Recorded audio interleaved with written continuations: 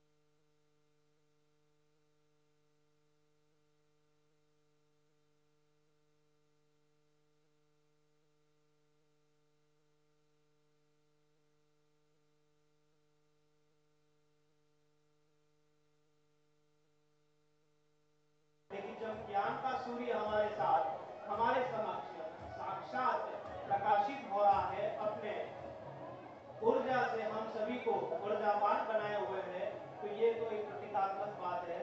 और पूज्य गुरुदेव का सानिध्य और प्रवचन का लाभ हम अभी शीघ्र प्राप्त करेंगे। उसके साथ आपको एक सूचना दे दूं, मंदिर जी के बाहर पुस्तक स्टॉल पर प्रवचन, शोधपूर्ण आलेख, कविता, भजन, कहानी संबंधी साहित्य और प्रवचन भजन की सीडी उपलब्ध है, जिस पर श्रीमान सूरज को देखा, चंदा को देखा, आकाश को देखा, जमीन को देखा, जब तक अपने गुरुओं के चरणों को नहीं देखा तब तक मैंने कुछ नहीं देखा।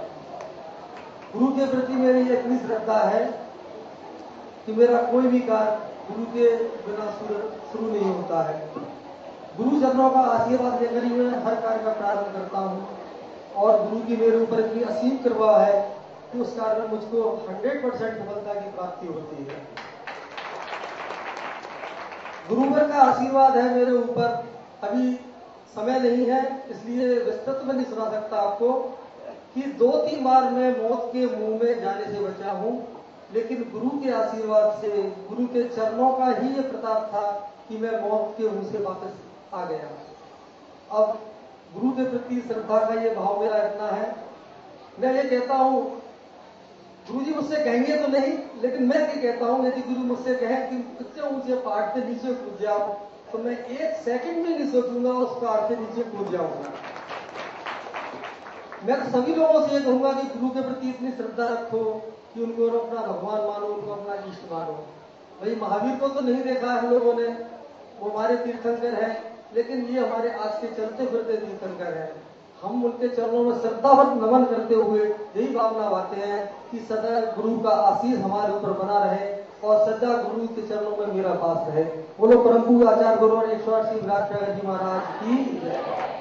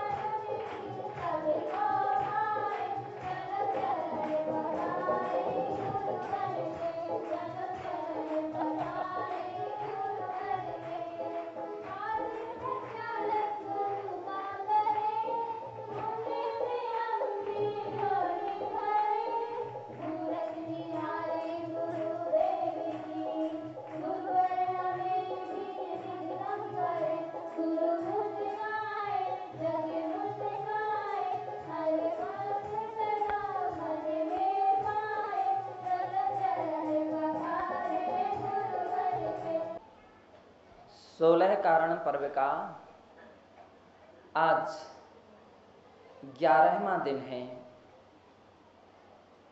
और जिसका नाम आचार्य भक्ति है। आचार्य भक्ति के विषय में वीरसेन महाराज ने इस स्थान पर दूसरा नाम दिया और उन्होंने कहा क्षण लव प्रतिबोधता। क्षण लव प्रतिबोधता, जिसका अर्थ है कि प्रति क्षण प्रतिबोध को प्राप्त होते रहना। और जब हम इस अर्थ पर पहुंचते हैं तो दोनों एक अर्थ पर आ जाते हैं, क्योंकि आचार्य जो होते हैं, आचार्य का अर्थ ही यही होता है कि जिसके विषय में आचार्य श्री शिवार्य ने भगवती आराधना के 419वें श्लोक में गाथा में लिखा है, आयारम पंचविधम चरदि चरावेदि जो नरदिचारम अविधि सदी आयारम एसो आयारेवम राम। छोटे छोटे बच्चे, हर व्यक्ति समझते हैं आचार्य किसे कहते हैं। जिसे हम नमोकार मंत्र में जिन्हें हम नमस्कार करते हैं, तीसरे स्थान पर नमो आर्याणम बोल करके उन आचार्यों के लिए बारंबार नमस्कार करते हैं कि जो आचार्य पंचाचारों का स्वयं पालन करते हैं और दूसरे मुनियों को पालन कराते हैं, वे आचार्य परमेष्ठी कहलाते हैं। 5 प्रकार के आचरण, 5 प्रकार के चारित्र के विषय में दर्शनाचार, ज्ञानाचार, चारित्राचार, तपाचार और वीर्याचार, इस प्रकार से 5 प्रकार के आचार हैं। दर्शनाचार का अर्थ है कि जो मोक्ष के प्रति आधारभूत सम्यक दर्शन, जो सच्चे देव, सच्चे शास्त्र, सच्चे गुरु हैं, 7 तत्व हैं, 9 पदार्थ हैं, 6 द्रव्य हैं, 5 अस्तिकाएं हैं, अथवा जो भी जिनेंद्र भगवान के द्वारा कथित स्वपर भेद विज्ञान है, अपनी आत्मा का स्वभाव है, इसके विषय में स्वयं अपनी श्रद्धा को मजबूत रखते हैं और दूसरे लोगों को भी श्रद्धा में मजबूत रहने का रास्ता दिखाते हैं। दर्शनाचार के विषय में आचार्यों ने सम्यक दर्शन के प्रधानता से 8 अंग लिए हैं और शाम के समय आप सभी उन 8 अंगों के विषय में माताजियों के द्वारा क्रमशः सुनते जा रहे हैं कि निशंकित अंग, कि जिनेंद्र भगवान के उपदेश में जरा भी किसी प्रकार का संदेह नहीं रखना, निशंकित रहना, परमार्थ के आधारभूत कार्य करते हुए तप त्याग चारित्र का पालन करते हुए लौकिक पदार्थों की आकांक्षा नहीं रखना, क्योंकि आकांक्षा जब लौकिक पदार्थ की हो जाती है तो फिर वह धर्म साधना नहीं, एक प्रकार की सौदा कहलाती है। बाजार का बिजनेस और व्यापार ही जैसा हो जाता है। इसलिए लौकिक पदार्थों की अपेक्षा ना रखना, विश्वास रखना, हम अच्छा करेंगे तो अच्छा मिलेगा, ऐसी जो आस्था परक कार्य किए जाते उसका नाम निकांक्षित है। साधुजनों को देख करके, धार्मिक धर्मात्मा पुरुषों को देख करके उनके शरीर आदि से गिलानी नहीं करना, एक निर्विचिकित्सा है। किसी प्रकार के अंधविश्वास या रूढ़ी को आधार बना करके धार्मिक आचरण नहीं करना, अर्थात हमारा धार्मिक आचरण अंधरूढ़ी या अंधविश्वास से विरहित होकर के सम्यक मार्ग होना, ये अमूढ़ दृष्टि है। जो वीतराग हैं, सर्वज्ञ हैं, हितोपदेशी, वे ही हमारे सच्चे देव हैं। जो उनके द्वारा कथा कहा गया धर्म है, वही सच्चा शास्त्र है। और उस रास्ते पर चलने वाले आरंभ परिग्रह से रहित रत्नत्रय की मूर्ति स्वरूप जो संत ज्ञान ध्यान तप में लीन रहते हैं, वे हमारे सच्चे गुरु हैं। ऐसी दृढ़ आस्था होना अमूढ़ दृष्टि है। लौकिक चमत्कारों से प्रभावित नहीं होना अमूढ़ दृष्टि है। यदि कदाचित किसी धार्मिक पुरुषों की हम किसी कारणवशात कोई निंदा सुनते हैं, कोई बुराई सुनते हैं, तो उसमें रुचि नहीं लेना, उसमें रुचि नहीं लेना, अथवा उसके लिए या इन के इन प्रकारेण बात को समाप्त कर देना, ये उपगूहन है। क्योंकि बुराइयों की अनादिकाल की हमारी आदत रही है सुनने की, और सुन करके अपने मस्तिष्क में रहने की, और फिर उसको ही दूसरों को उनके सन्मुख उगलने की। अगर ये पद्धतियां चलती रहती हैं तो क्या हो जाता है, सुनते तो हमारे कान खराब होते हैं, मस्तिष्क में रहती तो हमारा मस्तिष्क खराब होता है, और उसी के लिए जब हम दूसरों के लिए सामने रखते हैं, परोसते हैं, तो उन लोगों की भी वही हालत होती है। और अंत में जाकर के व्यक्ति की श्रद्धाएं, कच्चे किस्म के जो लोग होते हैं उनकी श्रद्धाएं डमाडोल होने लगती हैं। एक व्यक्ति गलती करता है और उसकी सजा अनेक अनेक लोगों के लिए भोगनी पड़ती है। इसलिए ऐसी परिस्थिति के लिए आचार्य कहते हैं उपगूहन कीजिए, उसको ढांकिए, उस बात को समाप्त कीजिए, उसमें रुचि मत लीजिए। और दूसरी ओर ये भी कहते हैं कि खाली ढांकते रहने से भी काम नहीं चलेगा। कब तक ढांकते रहोगे? यदि आप किसी के व्यक्ति के अंदर में कोई अपराध है, कोई गलती है, गलती रूपी आग है, उसको कितना ढांकेंगे? एक जगह ढांकेंगे, दूसरी जगह ढांकेंगे, कहीं ढांकेंगे, दूसरी जगह ढांकेंगे, कहीं ना कहीं तो वो प्रकट हो ही जाती है। तो इसलिए आचार्य भगवान कहते हैं कि एकांत में मर्यादा के साथ उन्हें सावधान भी करना चाहिए। यदि कोई धर्मात्मा अपनी श्रद्धा से या अपने चारित्र से किसी प्रकार से गिर रहा है, तो उसको अवसर पा करके उसको कंट्रोल करना चाहिए, हर तरह से उसको स्थिर करने का प्रयत्न करना चाहिए। इसका नाम स्थितिकरण अंग है। आलोचना करने से किसी की सुधार नहीं हो पाती है। कभी हर ऐसे प्रयत्न और प्रयास भी किए जाते हैं, खाली चर्चा से काम नहीं चलता है। व्यक्ति चर्चा बहुत सारी करते हैं लेकिन सुधारने का प्रयत्न नहीं कर पाते। तो आचार्य भगवान कहते हैं स्थितिकरण अंग है। और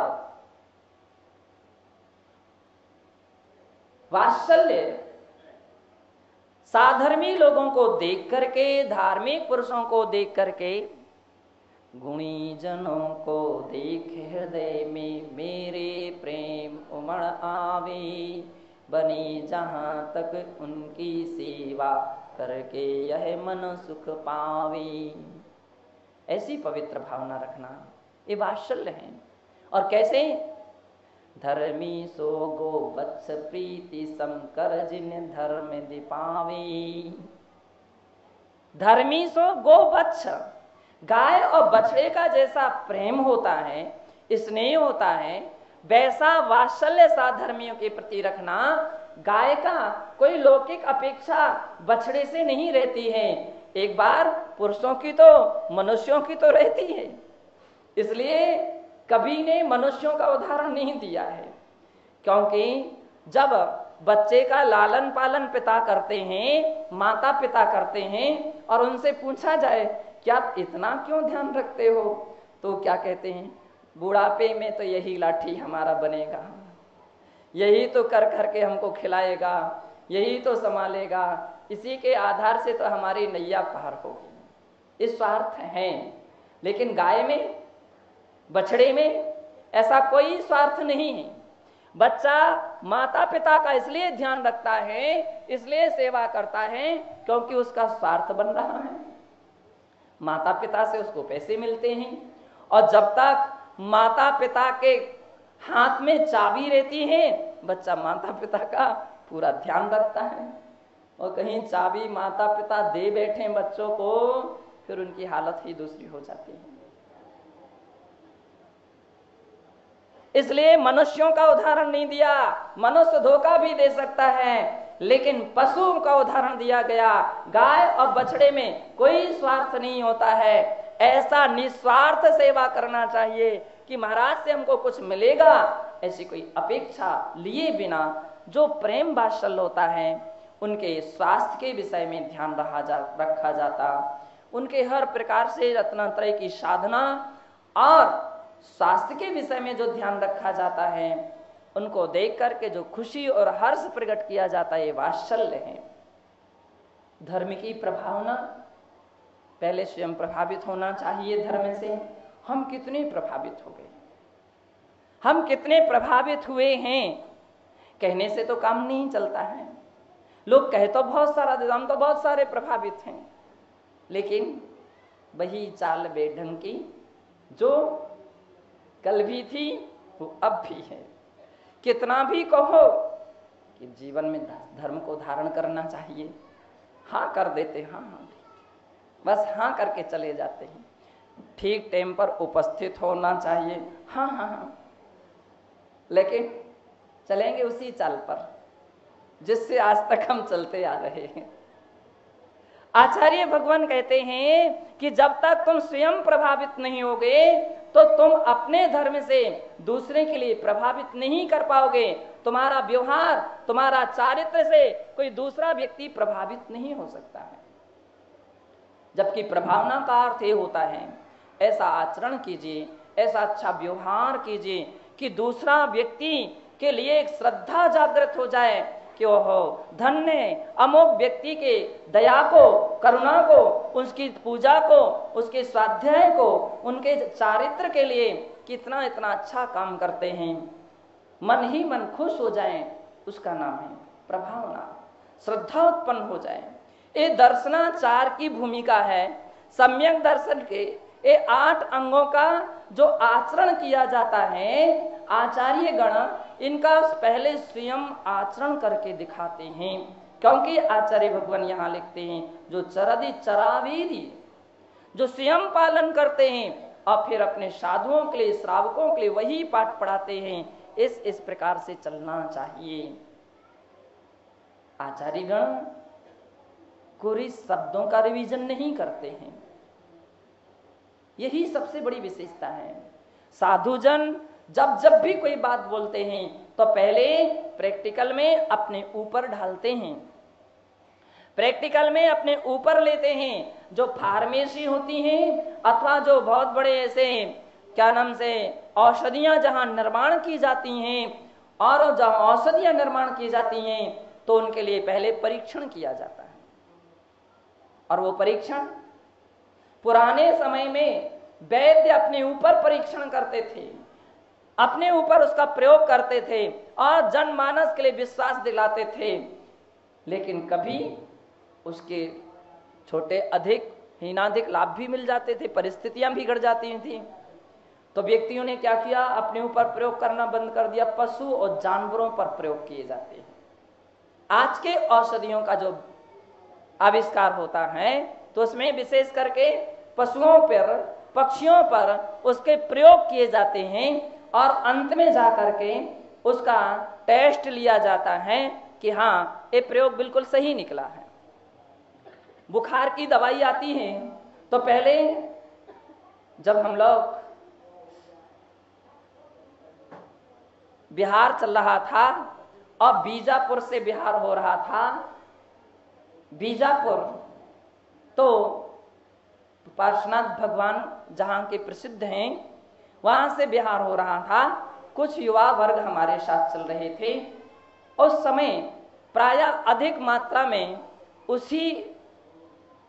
वही टीम थी, सभी फार्मेसी में काम करने वाले थे और विशेष करके कुछ छात्र भी थे जो वहां पर रह करके एक अध्ययन और अभ्यास किया करते थे। तो एक बच्चे ने अपनी विशेषता सुनाई कि हमने एक ऐसे ज्वर निरोधक औषधि का आविष्कार किया कि जिसके लिए प्रायः इंग्लिश डॉक्टर जो हैं वो एक बात बतलाते थे कि इसमें आयुर्वेदिक कोई उपाय नहीं है सिवाय एलोपैथी के। तो उन्होंने कहा कि हम लोगों ने एक नया आविष्कार किया था और आविष्कार के साथ में उसको सेमिनार में पेश किया गया था और हमारा आविष्कार में फर्स्ट डिवीजन हमको प्राप्त हुई थी, फर्स्ट नंबर प्राप्त हुआ था। मैंने कही कैसे? तो उन्होंने कहा एक चूहे पर आविष्कार किया। चूहे का पर कैसे आविष्कार किया? तो पहले ऐसा प्रयोग किया गया कि जिससे चूहे के लिए उन्होंने बीमार कर दिया, यानी उसको ज्वर आना चाहिए। तो ऐसे औषधियों का प्रयोग किया कि चूहे को पहले बुखार लाना था और जब उसके लिए बुखार तेज मात्रा में आ गया फिर उसके लिए अपनी दवाई का प्रयोग करना था कि अब ये हमारी औषधि इस बुखार को कितनी जल्दी ठीक कर सकती हैं और कैसे ठीक कर सकती हैं। तो उन्होंने फिर क्या किया? औषधि का प्रयोग किया। औषधि का प्रयोग के लिए 6 घंटे उसने मान लो संकेत दिए थे कि 6 घंटे में हमारी दवा असर करेगी और असर ही नहीं करेगी, बुखार बिल्कुल ठीक कर देगी। जो चूहे के लिए पहले बुखार लाया गया था उसकी जांच कर दी गई कि इस चूहे के लिए जितना भी डिग्री बुखार आ चुका है और उसके लिए अनेक डॉक्टरों ने जांच लिया कि बुखार आ चुका है। और फिर दूसरा प्रयोग किया गया था 6 घंटे के बाद जब उसके लिए मापा गया कि बुखार बिल्कुल उतर चुका है। तो कहने का तात्पर्य ये है, पहले के डॉक्टर पशु यानी कुछ अभी आज के डॉक्टर पशु और पक्षियों पर ऐसे प्रयोग करते हैं, लेकिन सत्य यह है कि हमारे आचार्यगण कभी किसी दूसरे के ऊपर प्रयोग नहीं, पहले स्वयं पर प्रयोग करते हैं। औषधि का नहीं, चारित्र का। भगवान महावीर स्वामी से पूछा गया था कि जब आप मुनि अवस्था में थे तो आप बोलते क्यों नहीं थे, मौन क्यों रहते थे? तीर्थंकर दीक्षा लेते हैं, दीक्षा लेने के बाद मौन हो जाते हैं और मौन तब तक रहते हैं जब तक कि केवल ज्ञान प्राप्त नहीं हो जाता है। तो उनसे पूछा गया कि उस वक्त आप मौन क्यों रहते थे, मौन का प्रयोजन क्या था? तो भगवान महावीर स्वामी की दिव्य देशना खिरी कि जब तक सत्य का आविष्कार हमने स्वयं ही नहीं किया है तो उसके लिए हम तुम सबको क्या बतला सकेंगे। जिसका आस्वादन, जिस धर्म का आस्वादन हमने स्वयं नहीं किया है, उस धर्म का आस्वादन हम आप सबको क्या करा सकेंगे। यही कारण है कि छद्मस्त अवस्था में वे मौन रहते हैं और केवल ज्ञान हो जाने के बाद, धर्मोपलब्धि हो जाने के बाद उनकी दिव्य देशनाएं खिरना प्रारंभ हो जाती है। बंधुओं, दर्शनाचार का अर्थ है कि उस सम्यक दर्शन के आचरणभूत जो 8 अंग हैं उसका स्वयं पालन करना और अन्य लोगों को पालन कराने का रास्ता, मार्गदर्शन देना, ये दर्शनाचार है। दूसरा है ज्ञानाचार, स्वयं शास्त्र का अभ्यास करना, स्वयं आगम का अध्ययन करना, सम्यक ज्ञान के 8 अंगों का पालन करना और अन्य शिष्यों के लिए उस प्रकार का रास्ता दिखाना, उनके लिए भी पढ़ाना, उनके लिए भी वो मार्ग दिखाना, ये ज्ञानाचार है। चारित्राचार का अर्थ होता है कि 13 प्रकार का चारित्र का पालन स्वयं करना और 13 चारित्र यानी 5 महाव्रत, 5 समिति और 3 गुप्ती, इनका पालन स्वयं करना और अन्य शिष्यों के लिए पालन कराना, एक चारित्राचार है। और चौथा है तपाचार। 12 प्रकार के तप होते हैं, उन तपों के लिए अपनी शक्ति के अनुसार यथाविधि पालन करना और दूसरों को पालन कराना, इसका नाम है तपाचार। और 5वां स्थान है वीर्याचार। वीर्याचार का अर्थ होता है अपनी शक्ति को छिपाना नहीं।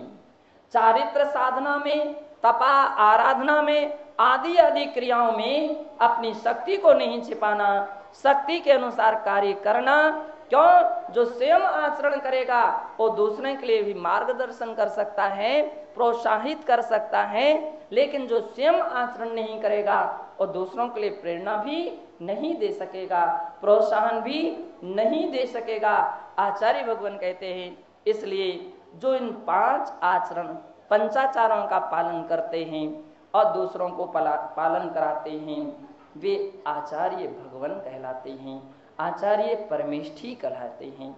आचार्य परमेष्ठी की व्याख्या खाली इतनी ही नहीं है, ये तो सुगम व्याख्या है, छोटे से बच्चों के लिए समझाने के लायक, छोटी सी बच्चों के लिए जानकारी देने लायक इस प्रकार के विधि बतलाई जाती हैं। जबकि हमारे आचार्य कुंद देव ने नियम सार में इससे भी आगे भी कुछ बात कही।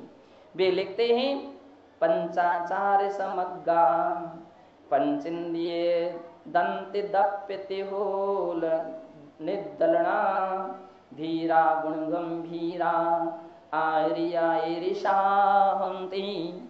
पंचाचार के आगे भी उन्होंने लाइन गिनाई है। उन्होंने कहा पंचेंद्रियों का यानी पंचाचार का पालन करते करते 5 इंद्रियों के दर्प का भी जो दलन करने वाले हैं, 5 इंद्रियों के विषयों को जीतने वाले हैं। क्यों? जो पंचेंद्रियों के विषयों को नहीं जीत सकेगा वो दूसरों के लिए मार्गदर्शक कैसे बन सकेगा? इसलिए उसके दर्प को नष्ट करने वाले हैं और धीर होते हैं। कितनी बार ऐसी समस्या खड़ी हो जाती है कि एक साथ 10 लोगों ने प्रश्न खड़े कर दिए।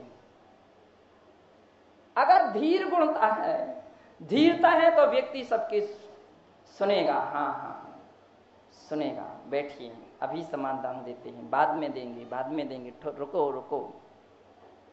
और व्यक्ति धीर नहीं होगा तो घबरा जाएगा। क्या आप लोग बिल्कुल ऐसा पागल हो गए, ऐसे हो गए, गुस्सा हो जाएगा। धीर का अर्थ है धैर्य रखने वाला। कितनी सारी हैं और अपने साथ इतने सारे समूह को लेकर के खड़े हैं। यदि आचार्यगण भावुक हो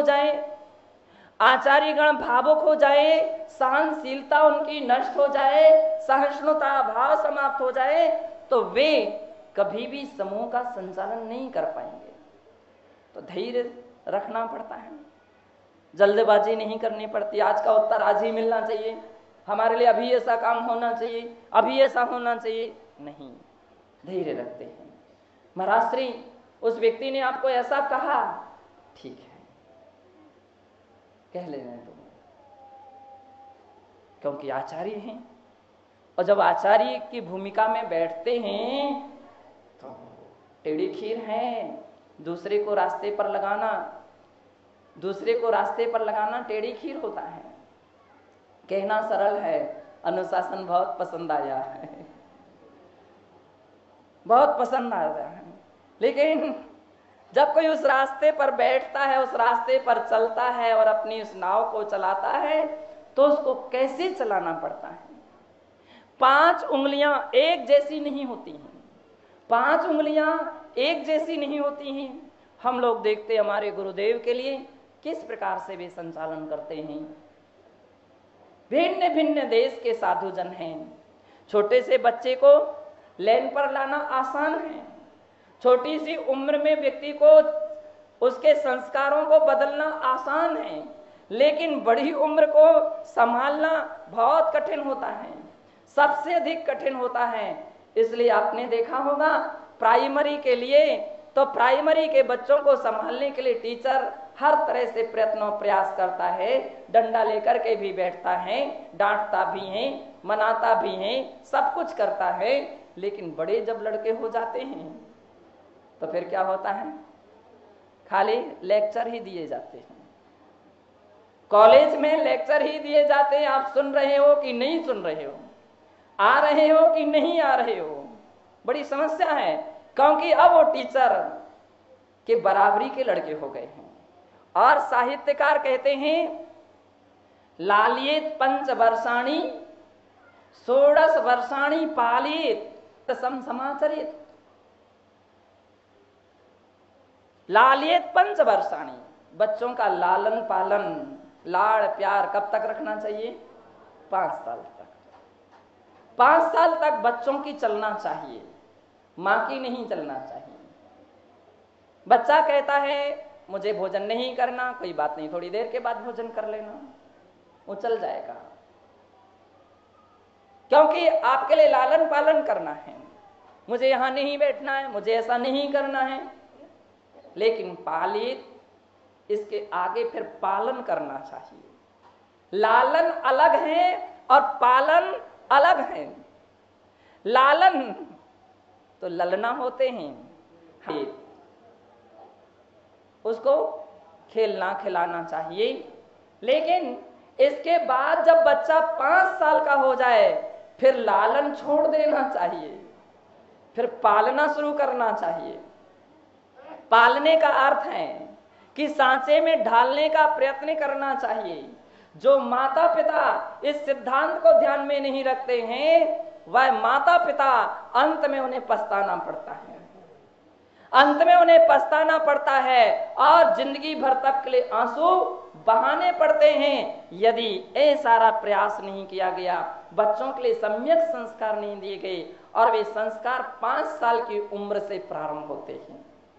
पुराना समय था कि जिस समय स्कूल में अपन जाते थे तो नाम कितनी वर्ष की उम्र में लिखा जाता था? कितनी वर्ष की उम्र में? 5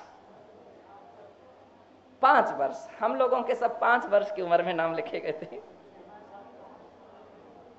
5 वर्ष की उम्र के पहले नाम नहीं लिखे जाते थे। लालन पालन होना चाहिए, बच्चा छोटा है और टीचर स्कूल में विभिन्न परीक्षण करते थे, ऐसा हाथ पकड़ो, ऐसा कीजिए, वैसा कीजिए, क्या क्या करते थे। और अंत में जाकर के हाँ अब तुम 5 साल के हो गए हो। 5 साल के बच्चों के लिए फिर आकार देना चाहिए, सांचा बनना चाहिए। हम अपने बच्चे को कैसा ढाले, किस संस्कार में ढाले, जैसे माता पिता ध्यान रखते हैं, पूरी जिम्मेदारी एक आचार्यों की भी होती है कि शिष्य ने समर्पण किया है कि जिनके लिए घर छोड़ करके आ गया, जिनके लिए परिवार छोड़ करके आ गया, जिनके लिए धन दौलत छोड़ करके आ गया, सब कुछ छोड़ करके आया है और जब समर्पित भावना से आया है तो आचार्य का दायित्व है कि उसके लिए संस्कार के सांचे में ढालें, संस्कार के सांचे में ढालें। लेकिन उस ढालते वक्त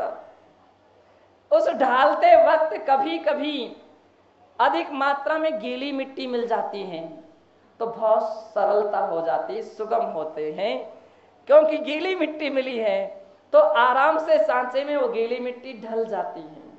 लेकिन कभी कभी सूखी मिट्टी भी आ जाती है और जब सूखी मिट्टी आ जाए तो पूरा पसीना आ जाता है कि अब क्या किया जाए, कैसे किया जाए, कुछ नहीं उनको समझ में आता। हर तरह से समस्याएं खड़ी होती हैं। कटनी में एक बार एक स्कूल के अंदर में, जिस स्कूल में हम पढ़ते थे, हमारे स्कूल के टीचर प्राचार्य भी थे और सुपरिटेंडेंट भी थे और विषय भी पंडित वंशीधर जी, जिन्होंने स्टोव देश के ऊपर टीका लिखी थी, वे वंशीधर जी के लड़के थे। तो पिताजी के संस्कार थे, धार्मिक थे, अष्टमी चौदस का उपवास करते थे, नियम के बड़े मजबूत थे, पहले भी प्रिंसिपल रह चुके हैं कॉलेज में और वही जैन स्कूल में आए थे। बहुत कड़क अनुशासन था उनका, यानी इतना कड़क अनुशासन था कि हर व्यक्ति थर थराता था उनसे, इतना डरता था। यदि बच्चे लेट आए तो पहरा लगाती थी हर कमरे में जाकर के, अमुक बेड खाली क्यों है, अमुक रूम की लाइट नहीं जल रही तो क्यों नहीं जल रही, खोलिए कितने लोग हैं। वो देखती थी, 2 कहाँ गए, 1 कहाँ गया। अब बच्चे तो बच्चे, कोई निकल जाते थे घूमने के लिए, कोई किसी कारण से, कोई कहीं। हॉस्टल में पूरा पूरा उनका विशेष गहरा पहरा रहता था, इतना पहरा रहता था कि पंडित जी आते ही सबके हाथ में पुस्तक होती थी, क्योंकि स्कूल का नियम था रात्रि के 8 से 9 बजे तक का, 9 बजे के पहले कोई नहीं सो सकता है, पढ़ना चाहिए। सब बच्चे पढ़ते हुए मिलते थे। ठंडी के मौसम में बच्चों को नींद आ जाती थी, सबको नींद आ जाती, वो गर्म ओढ़ करके जब बैठते थे तो बस नींद आ जाती थी। तो पंडित जी एक ठंडी बाल्टी पानी की लेकर के आते थे और एक गिलास लेकर के चलते थे। बस धीरे से वो गिलास भरेंगे और उसके ऊपर डाल देंगे, कुछ नहीं, सीधा ऐसा मुंह पर मारते थे। बच्चे लोग सावधान हो जाते थे, फिर नींद बिल्कुल उचट जाती थी, फिर नींद नहीं आती थी। पंडित जी रात्रि का वहां का सिस्टम था, 8 बजे कदाचित बच्चों के लिए ये सब रामलीला नाटक देखने के लिए कहीं कहीं जाना होता हो तो उनका टाइम देते थे कि एक तो महीने में 1 दिन की छुट्टी, रोज रोज नहीं हो सकता है, 1 दिन, और 1 दिन भी देंगे तो उसका टाइम दे देंगे, 10 बजे तक लौट करके आना है, कहीं 11 बजे तक, कहीं 12 बजे तक, जो भी टाइम जैसा रहता था वो फिक्स करके देते थे। और लेट हुए तो लेट क्यों हुए, दरवाजा पहले बंद, खोलेंगे ही नहीं, और खोलेंगे सब कमरे के अंदर चलिए, ऑफिस में पहुंचिए। उनका जो रूम था उसमें सबको हाजिर होना पड़ता था, और फिर सजा सबको दी जाती थी। कितने लेट, फीस नहीं लगती थी, फाइन नहीं लगते थे, फाइन तो व्यक्ति जल्दी दे देता था, डरते थे तो इस बात से डरते थे। पंडित जी के आने के पहले छोटे बच्चे तो फिर भी व्यवस्थित रहते थे, बड़े लोग बिल्कुल व्यवस्थित नहीं रहते थे, लेकिन पंडित जी के आने पर पंडित जी ने सबसे पहले बड़े लड़कों पर कंट्रोल करना शुरू किया था। इतने लेट कैसे सर, ऐसी बात है, कुछ नहीं सुना जाएगा, आपको टाइम पर उपस्थित होना पड़ेगा। बिल्कुल कितने बच्चों के लिए तो बिल्कुल स्कूल से ही बहिष्कृत कर दिया जाता था। तो बच्चे लोग पूरा व्यवस्थित रहते थे, मंदिर में टाइम पर पहुंच रहे हैं कि नहीं, पूजा के समय रजिस्टर लेकर के बैठते थे। जगन मोहन लाल जी शास्त्री, अभिषेक पूजा के समय हम लोगों की हाजिरी लगाई जाती थी, व्यवस्थित पहुंच रहे कि नहीं। शाम की, सुबह की, भक्तांबर की जो क्लास प्रार्थना होती थी उस पर हाजिरी लगाई जाती थी। रसोई में भी, रसोई घर में भी विलंब नहीं हो सकता है, यदि विलंब हुआ तो सबसे पहले रसोईया या रसोईन जो भी रहते थे उसके वेतन में वो कटाई होती थी, 1 दिन की वेतन की कटाई जाती थी। कहीं स्कूल के सर जो रहते थे, टीचर रहते थे, कहीं बातें करते हुए पाए गए तो पंडित जी तुरंत आ जाते थे और टोक देते थे कि वेतन बात करने का नहीं, पढ़ाने का दिया जाता है, एक क्लास का टाइम है।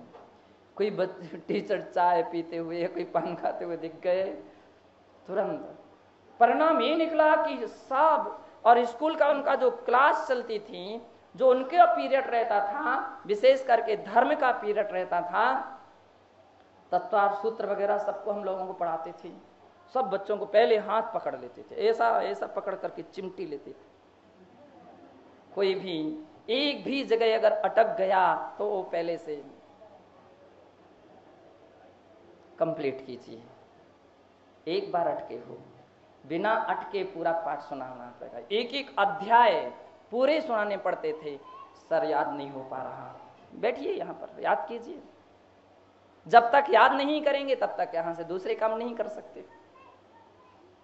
ज्यादा हुआ तो एक्स्ट्रा समय पंडित जी के ऑफिस में बैठना पड़ता था, पंडित जी बैठा लेते थे, बोले बैठो, कोर्स पहले कवर कीजिए, होमवर्क कंप्लीट कीजिए। किसका कंप्लीट नहीं हो रहा वो देखती थी।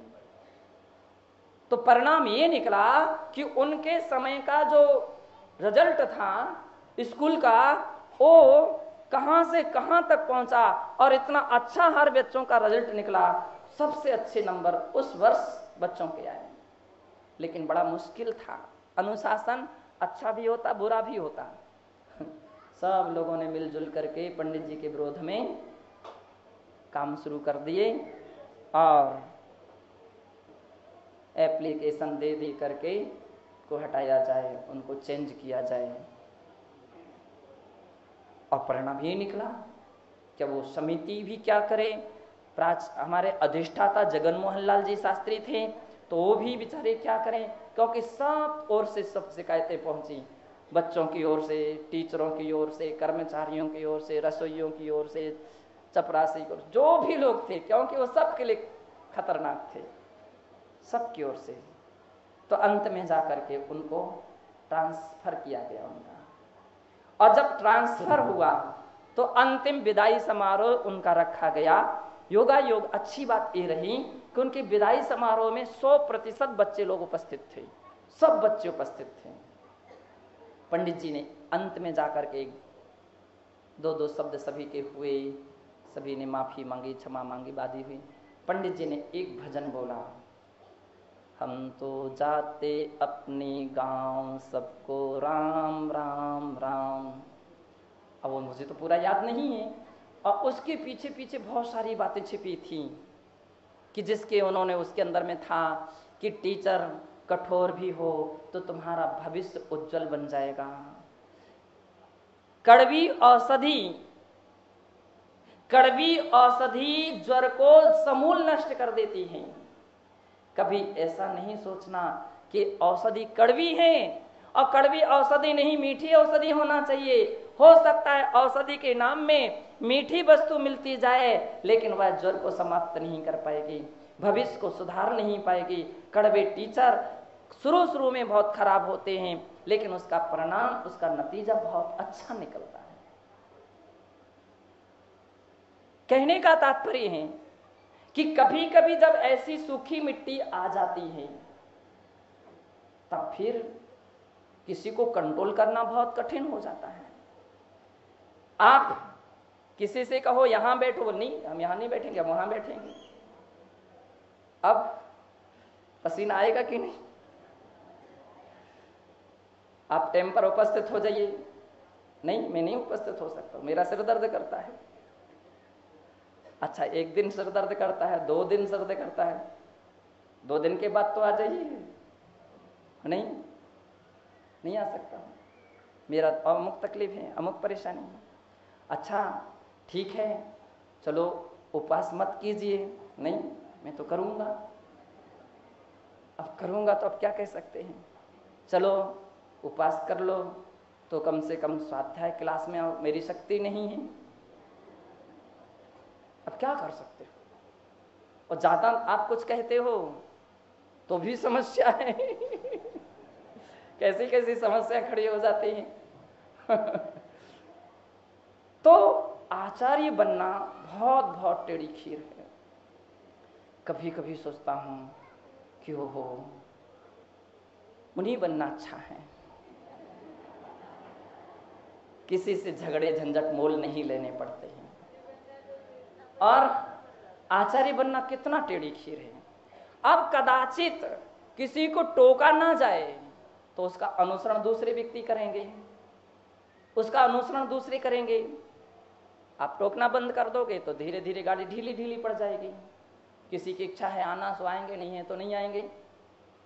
तो प्रारंभ हो जाएगी बात, महाराज का अनुशासन ठीक नहीं है, कंट्रोल नहीं रखते हैं। महाराज आप नहीं कंट्रोल करोगे तो कौन करेगा? ये बात महाराज के सामने आएगी, आप नहीं करोगे तो कौन करेगा, आप नहीं कहोगे तो कौन करेगा, आप नहीं डांटोगे तो कौन डांटेगा। बात तो सही है। और यदि डांटा बोला जाए तो कभी ऐसे प्रतिकूल स्थितियां भी सामने खड़ी हो जाती हैं। एक बार ऐसी स्थिति हो गई, किसी संत ने कहा कि चमत्कार की रूपरेखा बना ली, और झूठे चमत्कार की रूपरेखा बना ली। अब बना तो ली, लेकिन रहस्य तो पता मालूम चल गया हमको कि भाई तुम्हारा कैसा क्या चमत्कार है। जब प्रतिकार किया गया तो वो तो विरोध में खड़े हो गए, और विरोध में फिर तो कहां से कहां स्थिति खड़ी हो सकती है। कटनी की एक और घटना थी। किसी कॉलेज में एक टीचर का मर्डर हो गया था। और क्यों हुआ, उसका मुख्य कारण इतना सा था कि उसने परीक्षा करते समय किसी बच्चे की नकल पकड़ ली थी। अब क्या करे, टीचर आंख बंद करे क्या? स्थिति है। अभी समाचार मालूम चला कि एक जेल के जेलर साहब को, कहां के, जोधपुर के, आपको सबको याद है जोधपुर का जेलर जो था उसके लिए जान से मार दिया गया। किसने? कैदी ने मारा। कैदी ने उसके लिए जान से मार दिया। यानी इसका अर्थ है कि अनुशासन कठिन भी होता है और अनुशासन सरल भी होता है।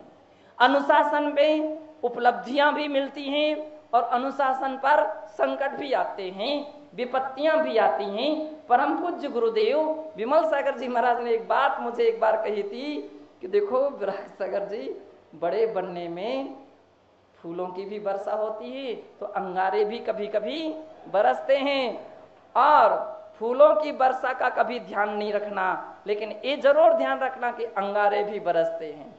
जो फूलों में अंगारों का अनुभव करने लगता है वह कभी अपने रास्ते से घबराता नहीं, विचलित नहीं होता, अपने कर्तव्यों का पालन करता रहता है।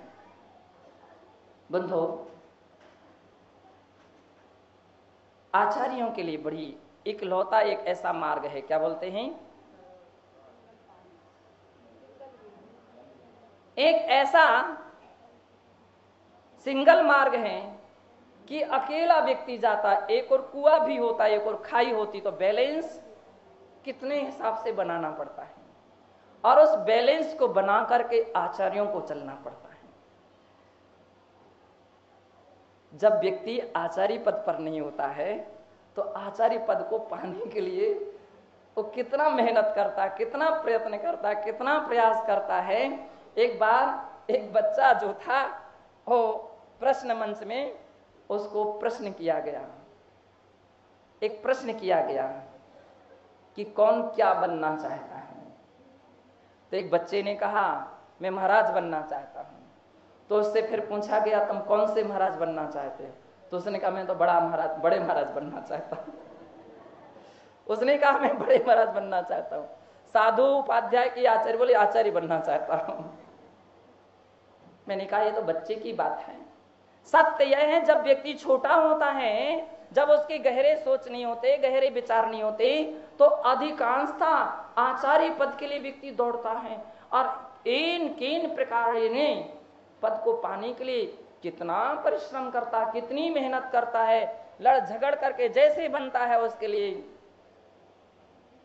गद्दी तो मिल जाए आसान है, लेकिन संभालना बहुत कठिन होता है।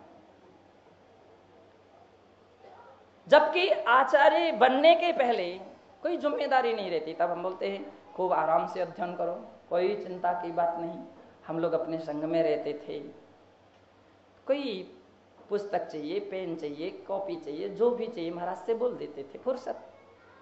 कोई चिंता नहीं रहती थी कि बिहार करना है कि नहीं करना है, कब करना है, कैसे करना है, कौन बिहार कराएगा, कितने किलोमीटर पर कौन सा स्थान है, ठहरने की क्या व्यवस्था है, कहाँ चौका लगेगा, कौन सारा विषय महाराज का, अपन को क्या लेना देना।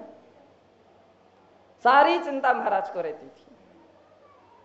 कौन संघ में अस्वस्थ हो गया, कौन बीमार हो गया, किन के लिए औषधि मांगना, किन को डॉक्टर बुलाना, किन को वैद्य बुलाना, सब चिंता महाराज को रहती थी। हम लोगों को कुछ भी नहीं रहता था, आराम से अपना टाइम टेबल होता था, उसके अनुसार क्लास में पहुंच गए, फुर्सत। क्या समाज से लेना और क्या समाज को देना।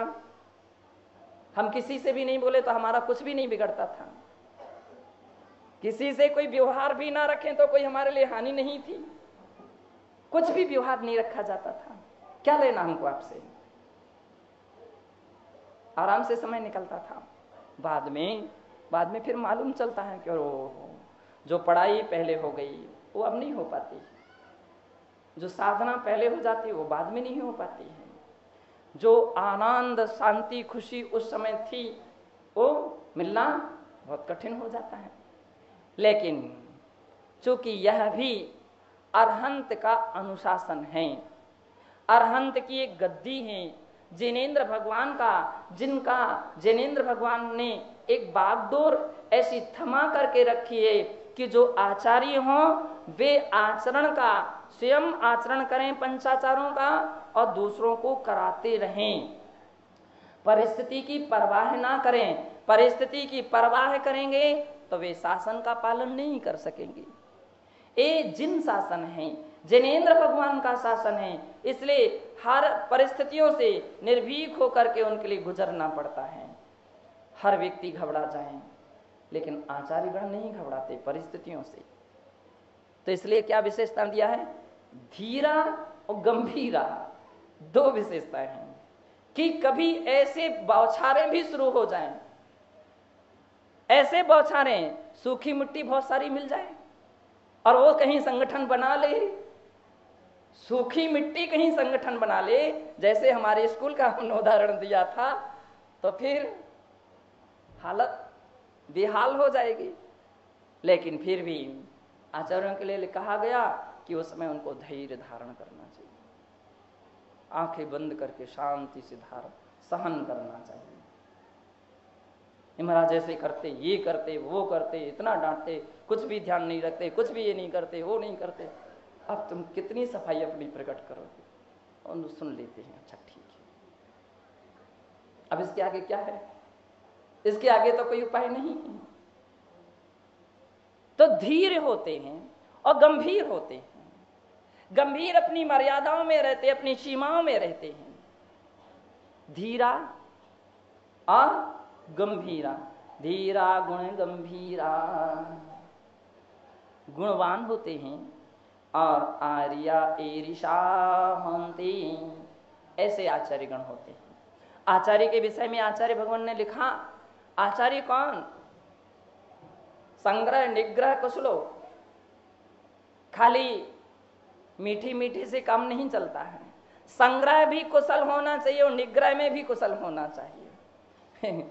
हम लोग करगुआ जी में मिले और वहां परम पूज्य तपस्वी सम्राट आचार्य सन्मति सागर जी महाराज के दर्शन 16 वर्ष के बाद हुए थे, इतना गैप पड़ गया था। और जब मिले तो उस समय हमारे संघ में लगभग 14 पिच्छी धारी महाराज लोग थे और शायद 4-5 त्यागी व्रती भैया बहने थे, इतने होंगे, 15-20 करीब करीब इतने होंगे। तो आराम से मिलन जुलन हुआ। 7 आचार्य थे उस समय, कुमुद नंदी भी वहां पर थे और कुमुद नंदी महाराज ने एक प्रश्न महाराज के सामने रख दिया। बोले, महाराज विराट सागर जी के तो इतने सारे शिष्य हो गए, तो महाराज ने कहा मेरा आशीर्वाद है कि वो और इसी प्रकार से वृद्धि करे। तो बोले, हमको भी आशीर्वाद दीजिए, आपने बिल्कुल एक को ही आशीर्वाद देना शुरू किया है। तो बोले, नहीं तुमको नहीं दूंगा। बोले, नहीं उसको आशीर्वाद दूंगा। अब जब दीक्षाओं की संख्या बढ़ने लगी तो मुझे 2-3 बार कुछ साधु लोग ऐसे मिले कि विराट सागर जी आप कौन सा मंत्र पढ़ते हो? बोले, कौन सा मंत्र पढ़ते हो कि आप इतनी इतनी दीक्षा दे देते हो, इतने लोगों को रख लेते हो, तो मंत्र हमको भी बतला दीजिए। मैंने कहा, भैया मैं कोई मंत्र नहीं पढ़ता हूँ, ऐसा कोई मंत्र नहीं पढ़ता हूँ, मंत्र पढ़ करके किसी को नहीं रखा जाता। विशुद्ध सागर जी की दीक्षा हुई तो दीक्षा के पहले जब वो आए तो ब्रह्मचारी बने थे, तो उनके पास दुपट्टा नहीं था, तो उन्होंने किसी दूसरे ब्रह्मचारी का दुपट्टा ओढ़ लिया। तो उनकी मम्मी आई तो उन्होंने कहा, ये दुपट्टा फेंक दो बाहर, कहीं ऐसा तो नहीं दुपट्टा ओढ़ लिया है तो महाराज के पीछे लग गए। कहीं ऐसी जादू, कोई ऐसे कोई तंत्र मंत्र साधुओं के पास नहीं होते हैं। सत्य यह है, साधुओं के पास धर्म की एक ऐसी साधना हुआ करती हैं कि जिस साधना को देख करके हर व्यक्ति प्रभावित होता है। क्यों? आचार्यगण आचरण स्वयं करने का प्रयत्न करते, अपने आप को ढालने का प्रयत्न करते और दूसरों को उसके अंदर में ढालते हैं। इसलिए कहा संग्रह कुशलो, संग्रह में कुशल होना चाहिए। दीक्षा देते हैं तो संभालने की भी शक्ति रखते हैं, संभालने की सामर्थ्य रखते हैं, पूरा ध्यान रखते हैं आपका हार हुआ कि नहीं हुआ, आपका हार हुआ कि नहीं हुआ, आपका स्वास्थ्य कैसा है, आपकी चटाई आई कि नहीं आई, आपके लिए छुल्लक जी माता जी को कपड़े मिले कि नहीं मिले हैं, क्या पुस्तक मिले है कि नहीं मिले, सिर दर्द कर रहा तो अमुक दर्द औषधि मिली है कि नहीं मिली, पूरा ध्यान उनका इस दिशा में संग्रह। इसलिए व्यक्ति कुशल रहता, निश्चिंत रहता है। और जब हम अपने गुरु के वात्सल्य को देखते हैं तो एक बार किसी ने पूछा कि आपको अपने मम्मी पापा की याद नहीं आती? इनकी नहीं आती। क्यों नहीं आती? मैंने कहा हमारे गुरुदेव इतना वात्सल्य उड़ेल देते हैं, इतना वात्सल्य उड़ेल देते हैं, इतना ध्यान रखते हैं कि हमको फुर्सत ही नहीं रहती कि मम्मी पापा हैं कौन। सबसे बड़े मम्मी पापा हमारे गुरुदेव ही नजर आने लगते हैं। संग्रह में कुशल, लेकिन निग्रह में भी कुशल। संग्रह में कुशल होना आसान है, निग्रह में कुशल। अब कोई कंट्रोल के बाहर हो तो उसको कंट्रोल मत लाना। मिट्टी सूख गई है तो उस पर पानी डालना, उसको भिगोना ताकि सांचे में फिर से ढाली जा सके। सबसे अधिक पीतल की मूर्तियां जो रहती हैं, पीतल को एक बार मूर्ति के आकार में ढालना आसान है, लेकिन यदि द्वारा ढालना पड़े तो और कठिन हो जाता है। वैसा आकार आना कोई भरोसा नहीं रहता है। तो आचार्य निग्रह में कुशल है, निग्रह भी करते हैं। कर्तव्य का पाठ बतलाते, कर्तव्य का पालन व्यक्ति नहीं करता है तो कठोर से कठोर बात करते हैं। पिछी हम जिस प्रकार से तुम्हें दे सकते हैं, दीक्षा के समय बोलते हैं आचार्यगण, हम जिस प्रकार से तुम्हें पिछी दे रहे हैं, यदि धर्म के मार्ग और अनुशासन में आगम के अनुसार नहीं चलोगे, कर्तव्य का पालन नहीं करोगे, तो जैसे पिछी दे रहे हैं वैसे पिछी हम वापिस भी ले सकते हैं। अब उसमें नहीं किंतु परंतु चलेगा। परम पूज्य आचार्य महावीर कीर्ति जी महाराज का उदाहरण आता है कि एक मुनि महाराज उनके संग में थे और उनसे कुछ बात हो गई, कुछ मिस्टेक हो गई। और जब मिस्टेक हो गई तो महाराज ने उनके लिए कहा, बाहर के प्रांगण में रात भर तुमके लिए आज वहीं रहना है, वहीं समय करना, सारी रात वहीं रहना। ठंडी का मौसम था। सूरजमल जी ब्रह्मचारी उस वक्त वहां पर मौजूद थे। महावीर कीर्ति महाराज ने कह तो दिया, लेकिन कहने के बाद वे बार बार उठें और खिड़की से देख लें अभी क्या हालत है, बैठा है कि उठ करके चले गए कि सो रहे। वो बार बार उठें। सूरजमल जी दूसरे कमरे में थे, वे भी अपनी खिड़की में से देख रहे थे, वो भी देख रहे थे कि महाराज की हालत क्या है। तो उनकी दृष्टि वहां पर भी थी। तो वो चाह रहे थे कि मैं कम से कम जाकर के या तो मना लूं महाराज को, या ऐसा कुछ उपक्रम करूं कि ठंडी का मौसम है, ठंडी तो कम से कम हो। लेकिन वो देख रहे थे कि महाराज बार बार उठते हैं, बार बार देखते हैं, और यदि मेरे ऊपर उनकी दृष्टि पड़ गई तो इनके साथ हमारी भी गिनती हो जाएगी और इसी रूप में मुझे भी बैठना पड़ेगा। तो क्या किया जाए? तो उन्होंने देखा कि अब महावीर कीर्ति महाराज सो गए हैं, नींद लग गई है। तो धीरे से उठे, कौन? सूरजमल जी, और एक खाट वहां पर बाहर रखी थी। तो महाराज जो बाहर ठंडी में लेट गए थे, वो तो ऐसे बिल्कुल उकर करके लेट गए थे। तो उन्होंने उनके ऊपर क्या किया, खाट रख दी और एक फर्श रखा था, तो खाट के ऊपर फर्श डाल दिया। ठंडी की हवा तो कम से कम बचत होगी, चूंकि महाराज से वो स्पर्शित भी नहीं है। जो उनको समझ में आया उन्होंने कर दिया। लेकिन महाराज महावीर की तो सोई नहीं थे, वो सोई नहीं थे। गुरु बड़े कृपालु होते, ऊपर से बहुत कठोर कितने भी हों, लेकिन अंदर से बड़े नरम होते हैं, बहुत नरम होते हैं। और कितने नरम होते हैं कि जैसे कुम्हार जो है वो घड़ा बनाता है, ऊपर से वो चोट मारता है, लेकिन अंदर से वो हाथ भी पसार करके रखता है। ऐसे गुरु होते हैं। महावीर कीर्ति महाराज उठ करके देखते हैं, सब देख लिया उन्होंने किसने ये सब कर रहा है, और सूरजमल जी ने नहीं देख पाया, और वो तो जल्दी जल्दी लपाट उड़ा उड़ा करके मान लीजिए चले गए। महाराज ने देखा कि हाँ एक किसने किया है और कुछ नहीं, ठीक है, आकर के सो गए। प्रातः काल हो गया। अब महाराज बार बार सूरजमल जी की ओर देखें और खुश हो रहे थे।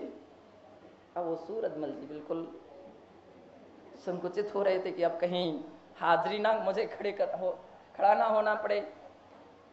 पूज्य आचार्य श्री महावीर कीर्ति महाराज का प्रेम वात्सल्य ऐसा रहता था, बाहर से कठोर रहते थे, अंदर से नरम रहते थे। एक बार हमारे गुरुदेव आचार्य विमल सागर जी महाराज के सन्मुख ऐसी उनकी भी एक घटना मुझे याद है कि हमारे संघ में बाहुबली महाराज थे।